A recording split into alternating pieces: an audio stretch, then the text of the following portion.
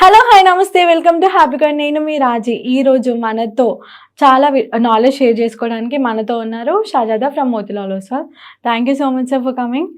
And మీరు కనుక మన ప్రీవియస్ వీడియో కనుక గుర్తు చేసుకుని అంటే మనం దాంట్లో ఏంటంటే అప్కమింగ్ ఫ్యూచర్ సెక్టార్స్ గురించి మాట్లాడుకున్నాం. లైక్ 5 to 10 yearsలో వచ్చే అప్కమింగ్ ఫ్యూచర్ సెక్టార్స్ గురించి. అందులోనే రీసెంట్గా ఇప్పుడు వింటున్న థింగ్ ఏంటి అని అంటే, మీరు ఫస్ట్ ఆటోమొబైల్ అన్నారు, దాని తర్వాత ఐటీ సెక్టార్ అన్నారు. కానీ ఎక్కడో ఒక దగ్గర ఐటీ సెక్టార్స్ అనేవి డౌన్ అవుతున్నాయి, ప్రైస్ ఫాల్ అవుతుంది అన్నట్టు వినిపిస్తుంది. వాటికి రీజన్స్ ఏమై ఉంటాయి సార్? అంటే లాస్ట్ 1 year నుంచి చూసుకుంటే మేడం ఐటీ సెక్టర్స్ బాగా ర్యాలీ చేసాయి. మనీ అయితే ఎవరైతే ఇన్వెస్ట్ చేశారో జస్ట్ అది డబుల్ కూడా అయిపోయింది వాళ్ళకి. సో అంతటి డ్రాస్టికల్ రిటర్న్స్ రావడం వల్ల ఇప్పుడు ఏంటంటే కొంచెం ప్రెజర్ ఆఫ్ సెల్లింగ్ వస్తుంది. అండ్ ఇంకోటి ఏంటంటే మేడం కొన్ని రీజన్స్, ఇప్పుడు ఏదైతే రష్యా యుక్రెయిన్ వార్ జరిగిందో ఆ వార్ తర్వాత యుఎస్ వచ్చేసి శాంక్షన్స్ విధించడం రష్యా మీద. సో ఆ శాంక్షన్స్ అనేవి మళ్ళీ యూరోప్ కి పాస్ అవ్వడము. సో వాళ్ళు కూడా అది అలా పాస్ చేయడం వల్ల ఏవైతే ఐటీ కంపెనీస్ ఉన్నాయో, మనకి మేజర్ మన జీడిపి కాంట్రిబ్యూషన్ చేసేది కూడా ఐటీ.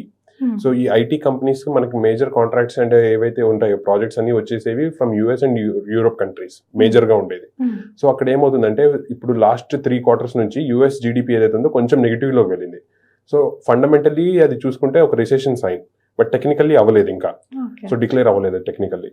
సో అది ఏమవుతుందంటే మన ఐటీ కంపెనీస్ కి కాంట్రాక్ట్స్ ఏమన్నా తగ్గుతాయేమో, మార్జిన్స్ ఏమైనా ఉన్న కంపెనీస్ కి ఇంపాక్ట్ అవుతుందేమో అని ఒక టెన్షన్ ఫ్రీయర్ వల్ల ఆ పానిక్నెస్ లో అందరు సెల్ చేయడం జరిగింది.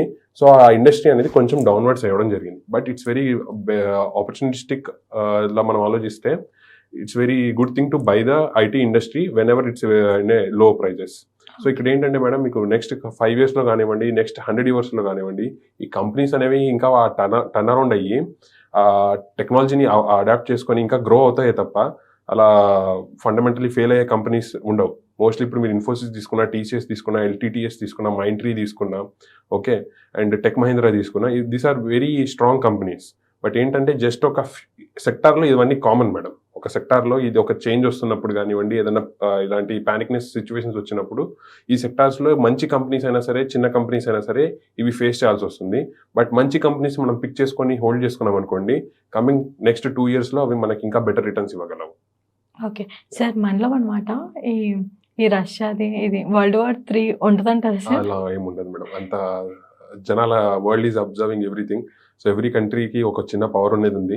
సో ఆ పవర్ని వాళ్ళు యూటిలైజ్ చేసుకుంటారు. బట్ ఏంటంటే జస్ట్ ఒక పానిక్నెస్ అనేది క్రియేట్ అవుతుంది. సో ఆ పానిక్నెస్లో జనాలు ఏదో అయిపోతుందని సెల్ చేసుకోవడం తప్ప అక్కడ ఏమవ్వదు. అంతే. 2020లో ఏదో అయిపోయింది అనుకున్నారు, ప్రపంచం అంతం అయిపోయింది అని చెప్పారు. బట్ అది అయిందా? మనం ఇప్పుడు షూట్ చేస్తున్నాము. ఓకే, ఇంకా గ్రోత్ ఉంటుంది కమింగ్ నెక్స్ట్ ఇయర్స్లో. సో ఇవన్నీ ఏంటంటే ఒక పానిక్నెస్ని క్రియేట్ చేస్తాయి. So panic is only just for the temporary, the growth is very permanent. Okay sir, that's really good conversation with you అనమాట. Thank you so much sir. And that's for you guys. And ఈ video కనుక మీకు నచ్చినట్టయితే like చేయండి, share చేయండి, subscribe చేయండి. And see in the next video. Thanks for watching.